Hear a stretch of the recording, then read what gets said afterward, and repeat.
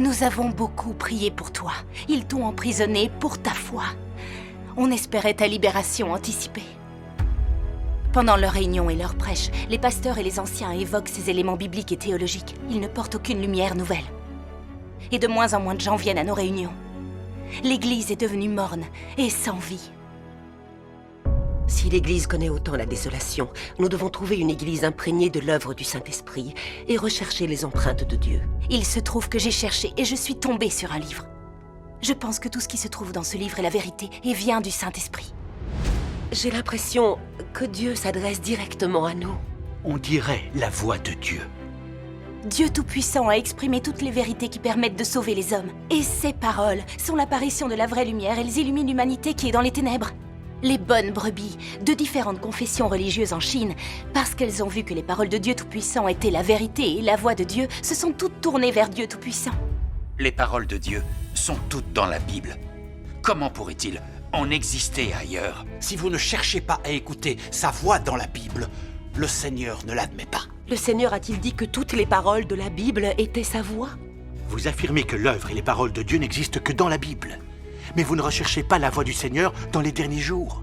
Comment pourrez-vous écouter la voix de Dieu et accueillir le Seigneur? Nous avons été rachetés de nos péchés par notre foi dans le Seigneur. Quand le Seigneur reviendra, il nous enlèvera directement au royaume des cieux. Il ne répétera plus son œuvre du salut. Dieu Tout-Puissant dit, « Il est vrai que tu as été sauvé par Jésus et que tu n'es pas compté comme un pécheur à cause du salut de Dieu. Mais cela ne prouve pas que tu ne sois pas un pécheur et ne sois pas impur. Comment peux-tu être saint si tu n'as pas été transformé?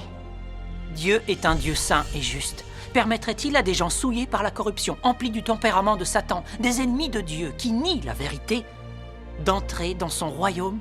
Non. Bien sûr que non.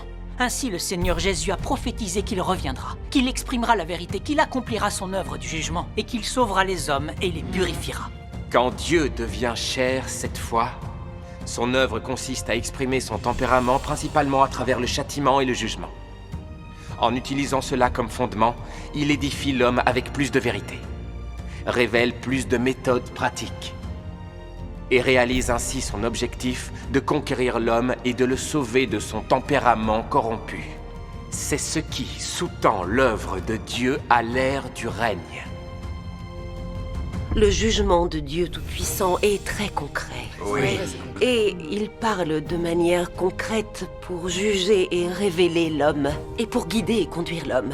Tout cela pour but de purifier et de sauver les hommes. Amen. Chaque phrase des paroles de Dieu Tout-Puissant peut ouvrir les yeux de notre cœur, le fournir et combler ses moindres besoins. N'est-ce pas une voix magnifique? Cette voix est vraiment douce.